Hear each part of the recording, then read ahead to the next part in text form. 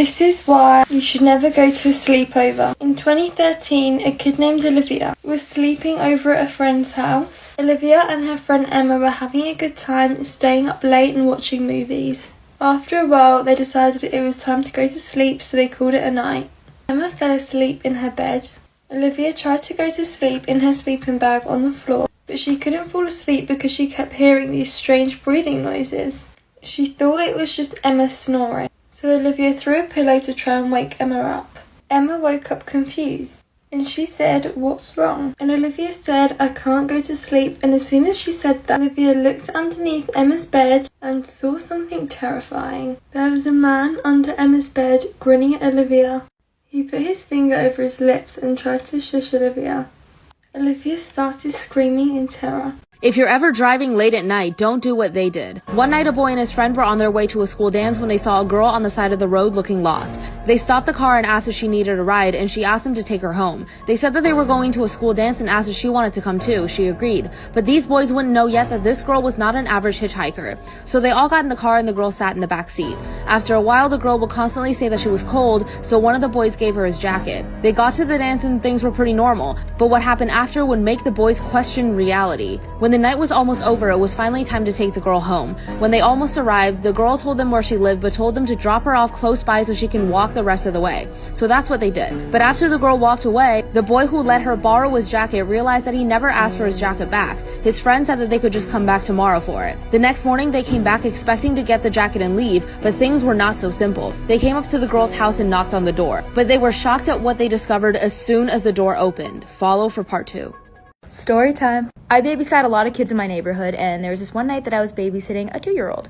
It was around 10 o'clock at night, so the kid was sleeping, and I was just sitting in the living room. In the living room, there was a big TV, a couch, and then behind me, it was a wall with a giant window. So it was really late at night, I had nothing to do, so I was Snapchatting my friends. If you Snapchat anybody, I'm sure you know that sometimes you Snapchat really fast. You don't even know or look at what you're sending. I was mass snapping all my friends, and then one of them replied 10 minutes later. And he said, "Who's that guy behind you?" And I turned around and no one was there, so I'm like, he's playing a joke on me. But then I get another Snapchat from this friend I had, and she lives all the way across the country. They don't know each other. And she said, "I think there's someone outside." So I was really freaked out because I was alone. There was a giant window behind me. Apparently there was someone outside. I wasn't gonna call the child's parents because I didn't want to freak them out, but I was scared. So then I went around the house, locked all of the doors. Sorry, it's a really long story, like for part 2. I've been saying this since the beginning and I'm going to say it forever, okay?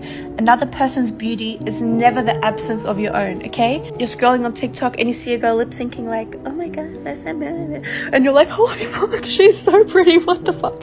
And then you feel like shit and you're like, "Oh, why am I not?" And then you scroll and you see another hot girl and you're like, "Why?" Let me tell you something. Just because they are beautiful does not make you any less beautiful. It does not take your beauty away whatsoever, okay? So you don't look anything like her. Firstly, you look nothing like her, but you know what? She looks nothing like you at all, and that's really special, right? Okay, so say you're laying on the ground at nighttime, you're looking up at the stars, and the stars look beautiful. There's a shooting star, there's the Milky Way, and it looks so fucking beautiful, right? And then the next day you go to the beach, you're swimming in the ocean. Guess what? The beach is fucking gorgeous, but so were the stars that you saw last night. They're both absolutely gorgeous, right? But they look nothing alike.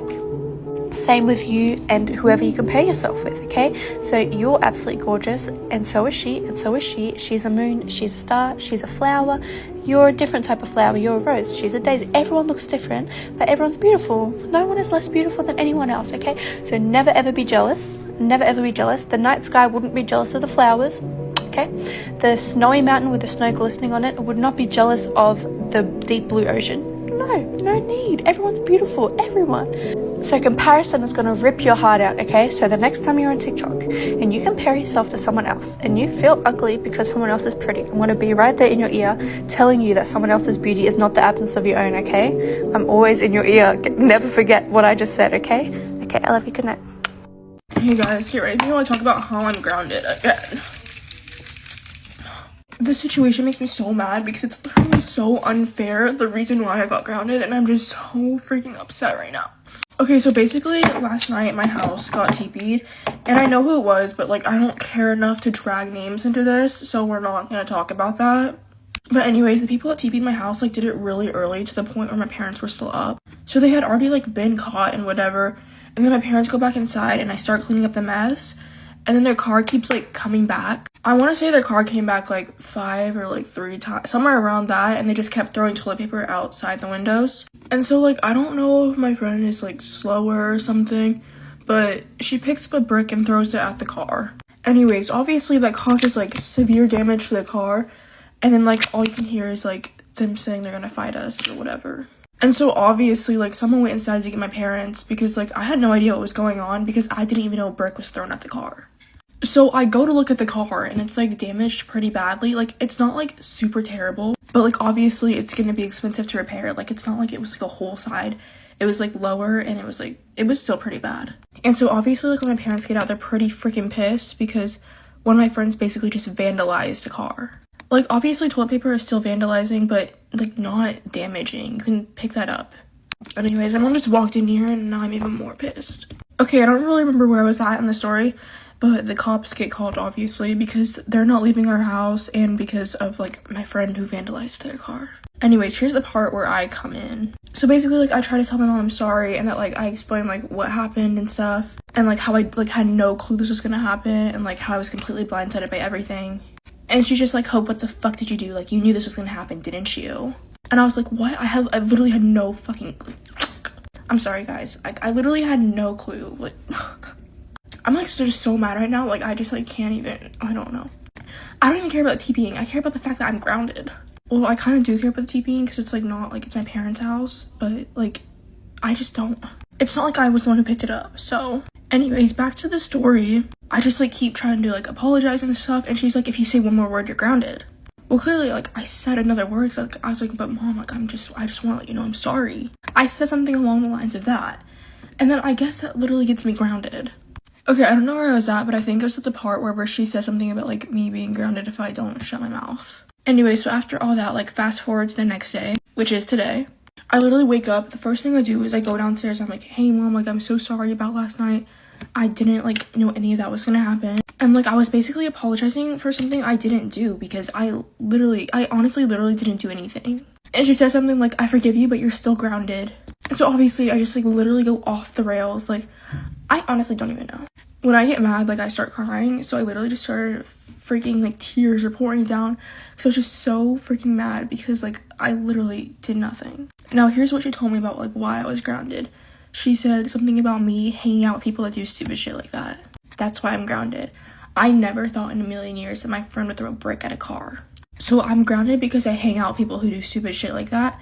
But that's, like, the first thing that's, like, ever been brought to my attention. And so obviously, like, me and them are not allowed to hang out, like, at all. And I don't know when we'll ever be able to hang out again. But this literally feels like freshman year all over again. So I'm, like, hoping I don't go into another depression of feeling alone. Because freshman year, I quite literally had nobody because I wasn't allowed to hang out with him. I mean, I have more friends now, obviously, but, like, I just don't want that happening to me again. Anyway, so last night I had reached out to the guy whose car was damaged. And, like, I literally apologized on my behalf. I mean, I didn't even do anything, obviously. But, like, I felt insanely bad. Like, if the roles were reversed, I would have been in tears because my car got damaged. I honestly just wish my house never got TP'd because then I wouldn't be grounded. So, like, I literally just hate everybody right now. Like, I'm just so done. Anyways, I low-key think I deserve an apology too because now I'm grounded. No, I'm just kidding, but, like, still, I'm still mad. I honestly wouldn't be surprised if I got grounded from the gym again because I don't even know. I don't even know if that's normal. Like, do you guys get grounded from the gym? If I do, I will actually, like, I don't even know. Like, I'll just, like, I don't know. But anyways, like, I hope you guys enjoyed me wanting to die in a hole, basically. But anyways, all is forgiven to people who TP'd my house, even though, like, I didn't get an apology. But just hopefully this doesn't happen again, and that, like, I'm on good terms with everyone who did that, because I don't want my house getting TP'd again. This is everything I regret doing as a teenager. Regret number 1, lying to my parents. I was a sneaky, conniving teenager, and I would lie to my parents about just about everything. And I regret it because it really messed up the relationship between my parents and I. And the things I would lie about, also regrets. Sneaking out to see boys. I would constantly sneak out of the house to go see boys that I met online that I didn't even know, and I would meet some of them in the middle of nowhere. Like, what was I thinking? Let's just say I wasn't exactly meeting the highest quality of men from the internet. I would often lie about where I was, who I was with, and what I was doing. My parents would literally be worried sick, because after a while, they catch on. I regret being mean to my mom. I had a stage, 13 to 18, where I was just a bitch to my mom. Like, so mean all the time. So ungrateful, disrespectful, just not a good kid. And of course I regret that, especially now. Thankfully, things are much better now. It's rough being a teenager, and I would just take it out on my mom. Dating an older man. Yes, I was groomed, and I know that's a very serious subject, but it's a piece of my life, and I'm pretty open about it. When I was 13, I dated a 19-year-old for, like, majority of my high school years. Oh yeah, everyone at school judged me, and I never saw anything wrong with it until, like, adulthood, and I was like, what the hell? Listen, if you're 13, 14, and you think you're mature enough to date an 18 and 19-year-old, you're not. You're not. I don't care. They shouldn't be talking to you in the first place. Be so careful what you let your kids do online. That's all I can say. That's all I can say. Oh, and by the way, I lied about his age to my parents, so they had no idea for like a long time. And when they found out his age, it all went to shit. As it should. The fact that I knew I had to lie about his age, was that not a red flag enough for me? Like, what? Okay, next one. Being a tryhard. Okay, in high school, I was a massive tryhard. Like, needed to be in every club, needed to get straight A's, needed to win all the awards and the scholarships. Insufferable. Insufferable. Rather than actually enjoying being a teenager and being in high school and, like, you know, being a teenager, I, like, tried so hard to be this perfect shining star student. It just isn't worth it, because at a certain point in life, none of that shit matters. I would have rather enjoyed life a little more. I'm not saying studying in clubs aren't enjoyable. There's just other things to life. I regret trying so hard to fit in. I am not someone who fits in, okay? And, like, I'm okay with that. I know that I'm fucking a little out there and, like, obnoxious. Like, that's fine. But when you try too hard to get people to like you, trust me, it backfires, okay? Like, at my high school, if you're not wearing Victoria's Secret and Uggs, you don't fit in. And you literally have no personal identity. How I treated my friends. I used to be an extremely jealous person. I lost some incredible friends because of it. That's my biggest regret. I think about it constantly. But all of those regrets made me the person that I am today. That I would not change.